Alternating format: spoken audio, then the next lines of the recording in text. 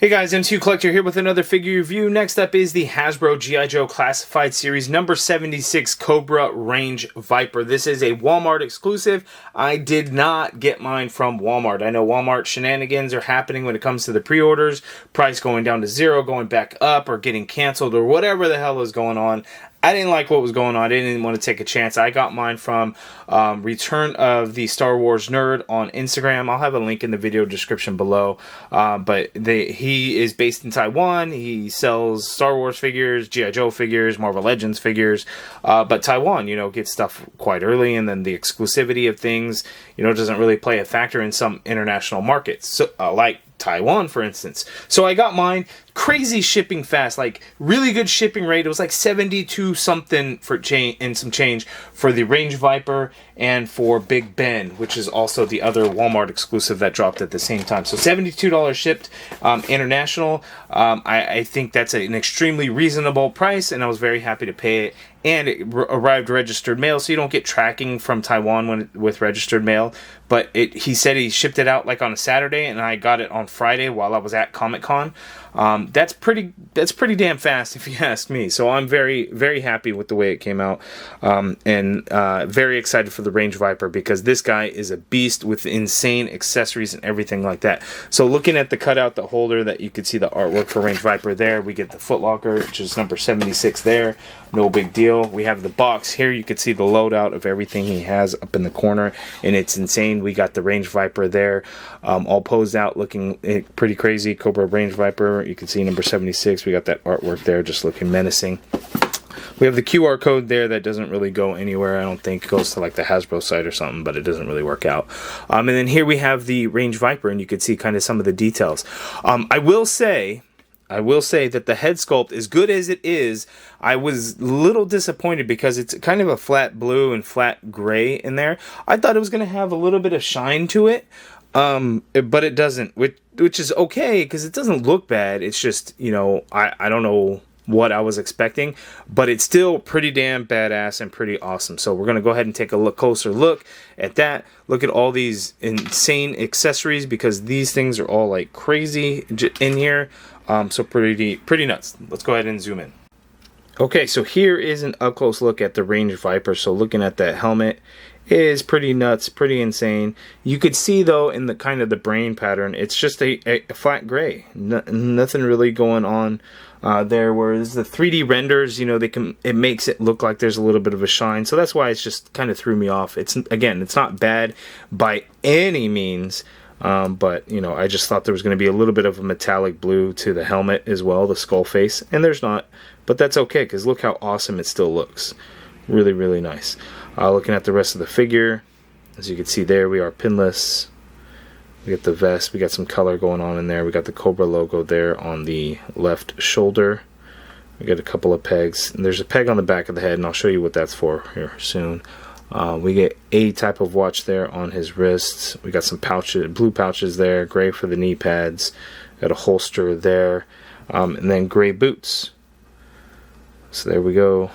We got this floating belt pieces that's there as well. So just pretty crazy. Crazy looking figure. So we have the backpack piece, and check out the details of this backpack piece. Like, look at all that. I mean, the ammo, like the bullets are like painted gold, the individual bullets there. This little screen, this little red dot, and then we got this blue tank up here. And notice this little hose piece there. That is going, wait a second, how does this work? Before we move on, I see this clip on this backpack. Like, that's in place for something, right? What would work there? I'll have to figure that out later, but that's interesting because something's gotta go in there, right? Is it his gun? No. Interesting. I'll have to look at that. But anyway, we could port this in his backpack. It is very high up on that peg, so we could just peg it into his back like so. And then you see the hose on the peg hole in his head sculpt, and you can just plug that in there, and there we have the Range Viper. So I guess that would be his oxygen supply there. But yeah, that looks good. I gotta figure that out. That's gotta be for something. I just don't know what. I don't think anything that he comes with would make sense. But anyway, so that is the backpack. Then we have a couple of things. We have the ammo here, and that's gonna wrap around him. Which, you know, like if you look at the images and stuff, it already has it wrapped around him, so I will do that. He does have the scarf piece there, so you can just kind of wrap this around his neck. Just like the other Vipers, so we have that there. He does come with this axe, as you can see there. I'll have to look in terms of storage what he can carry on his person. I don't think he can carry a lot of this stuff. I know for sure that he would be able to carry the holster, because since he does have the holster, the gun, the handgun, since he does have the holster on his right leg. So we're just gonna go ahead and holster his weapon there. So we got it. He comes with one sai. I'm trying to think if we've seen these before, and I'm sure we've seen these before. It's a little thick there. And then we have this ammo clip here, and this looks like, is it port in here? Is that how that's gonna go? So you could see how that looks. So is it that, oh, okay, here we go. So it's gonna plug in underneath, and then the ammo is going to go through it, although that would be wrong because bullets will go the other way. So we're going to port that in there, and then we're going to feed the ammo in like so, and there you have it. So that is pretty cool. Yeah, that's really cool that kind of the weapons and stuff are modular pieces, so you can kind of piece them together, things like that. So we have that. And then here we have, I guess would be the grenade launcher, and then this actually rotates inside there, the barrel. So that is pretty cool. Just all done in black plastic, no paint to it at all. It's a little flimsy on the thin pieces, but sturdy on the thicker pieces. But that's cool that that actually spins inside of there. So pretty crazy. Lots of accessories going on with this guy, but again, he's not really going to be able to hold everything, so that's a little unfortunate. Ooh, I wonder if that's how it's going to go with the backpack. Let me see. Is that how that's going to work? Does that fit? It does not. Damn. I was trying to think of, you know, what this will work for, but that, oh, it does. Yeah, there we go. Okay, it does fit. I just had it going the wrong way. So there we go. There he can he holds he holsters the handgun. And then he's just going to have to kind of carry everything else. That's what I really liked about the G.I. Joe Classified Series figures, that a lot of it, a lot of the weapons that the figures come with, you know, they're able to actually fit onto the figure itself, and you didn't really have to worry about any of those things. So it seems here, you know, we don't quite get that. Let me see, does this work? Alright, so we get the axe there on the side. So that is one thing. And I think that might be it. I don't think the sai is going to go... no. See, I'm getting ahead of myself a little too much. Right there on the belt. We're going to just slip that sai right on in there. And then we just put this gun in his hand.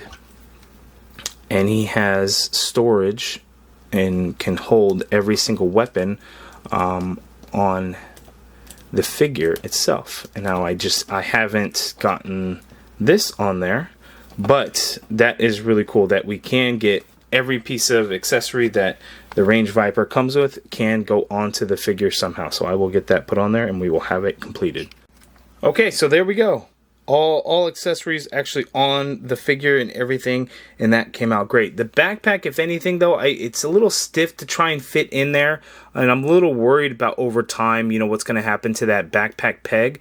But for now, you know, it's going to be fine if you don't do a whole lot with it. Just, you know, be careful with over time, you know, what might happen to it. But yeah, that right there is pretty damn awesome. Okay, so the Range Viper, in terms of articulation, the head is on a dumbbell joint, so he can actually only look up that much. That is a little unfortunate. See, can't.